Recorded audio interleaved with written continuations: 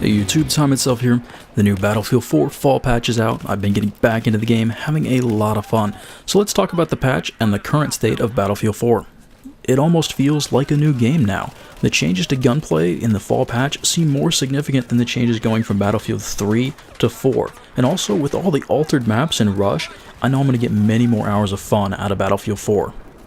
The Fall Patch brought a lot of nice changes, among them the new triage system for revives.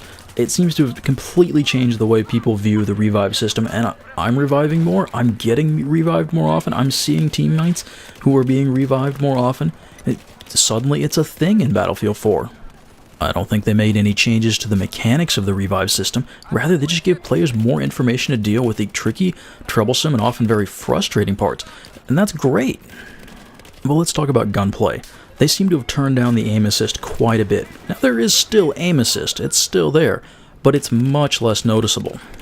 Maybe I've just been playing a lot of Destiny and it's all in my head, nothing's changed, but I really feel like something has changed here.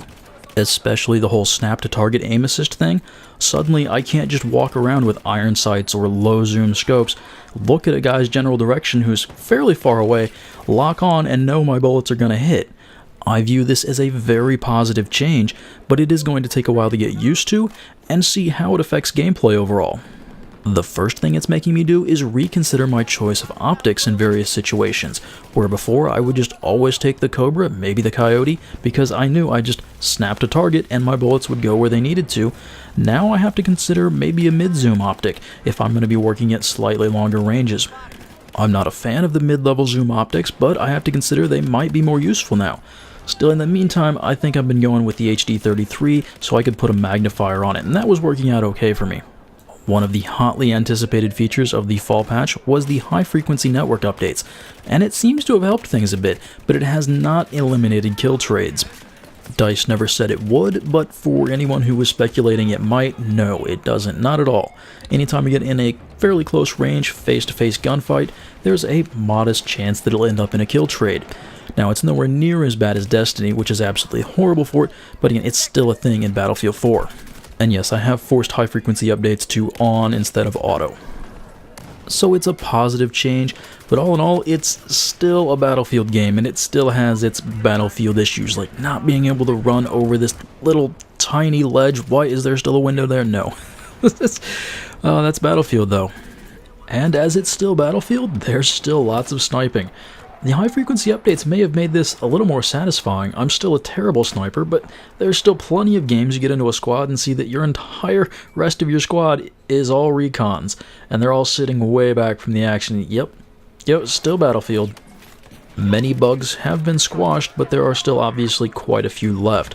I still get frequent audio desyncs that can be kind of annoying, and then occasional just WTF moments like this one. I assume it's a grenade, maybe a mortar that kills me, but then the kill card shows something completely different.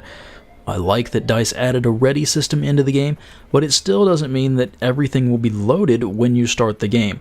And besides, people don't seem to understand what it is, and instead just mash A over and over again, readying and unreadying, until finally at some point enough people are in and it finally starts the game. It just seems goofy.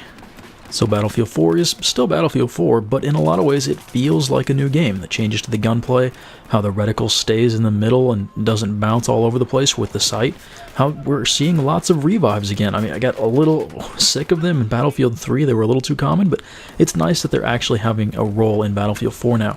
And then the changes to the MCOMs, putting them in new and exciting locations like this one, where you can pick up things like quad feeds.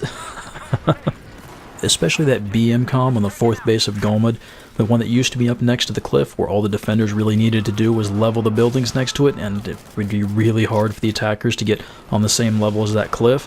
That was a little ridiculous. I don't know how it made it in the game in the first place. I mean, it's up there with the Zabod 311 map, which, by the way, I was surprised. My first trip out here, I ran out and, wait, they get a vehicle here?